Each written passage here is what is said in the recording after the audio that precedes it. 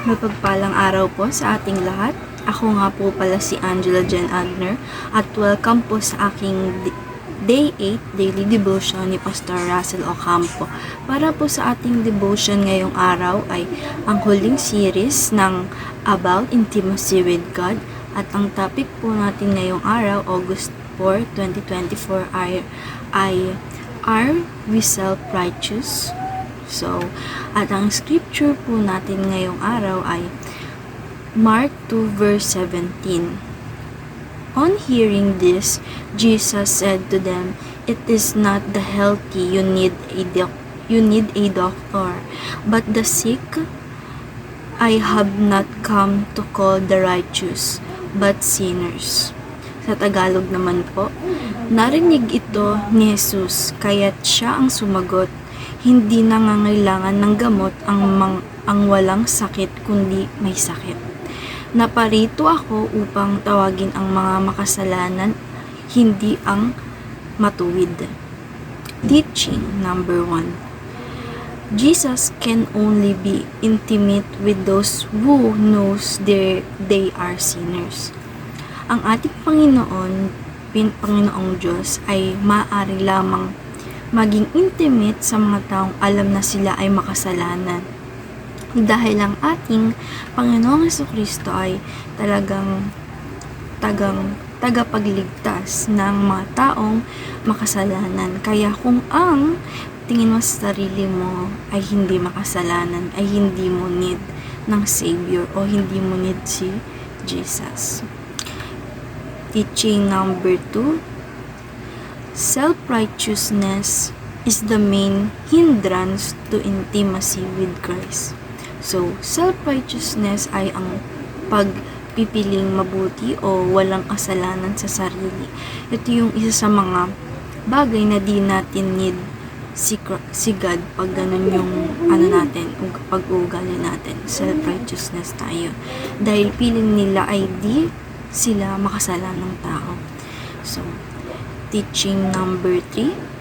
The cry of repentance is more intimate than the praise of the righteous. Sabi dito na mas maganda na alam mo sa sarili mo na makasalanan ka, repentance.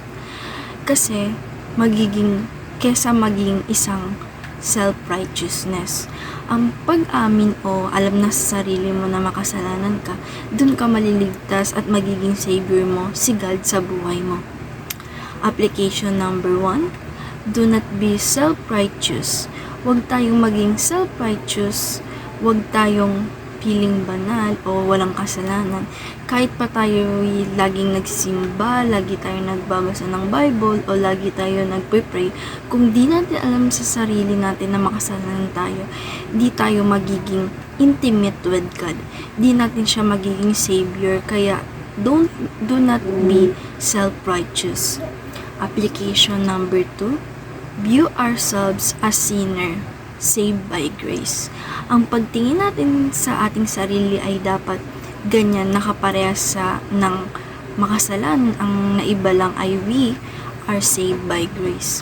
At ang paggawa natin ng mga mabubuti ay gawa ng grace of God o biyaya ng Diyos sa atin. Dahil sa biyayang pagligtas niya sa atin. Kaya lahat ng pagbabago natin o kabutihan natin ay dapat laging pinapasalamat sa ating Panginoong Jesucristo. Application number 3. Never stop approaching God no matter how grave our sins are. Kahit gaano paman kalaki o kadami ang kasalanan natin, wag nating tatalikuran o hindi na tayo lalapit sa Diyos. Dahil si God ay lagi tayong mapapatawad dahil ganun niya tayo kamahal at naiintindihan. Kaya wag natin lalagyan ang ating Diyos. Lahat tayo mag-approach sa Kanya with confidence. Discussion. Why is self-righteousness a hindrance to having an intimate relationship with God? Ang pagiging self-righteousness ay hindi sa pagkakaroon ng relation sa ating Panginoong Hesukristo. Dahil ang taong mataas o walang kasalanan ang tingin sa sarili ay di na kinakailangan ng Savior sa sarili. Ay di na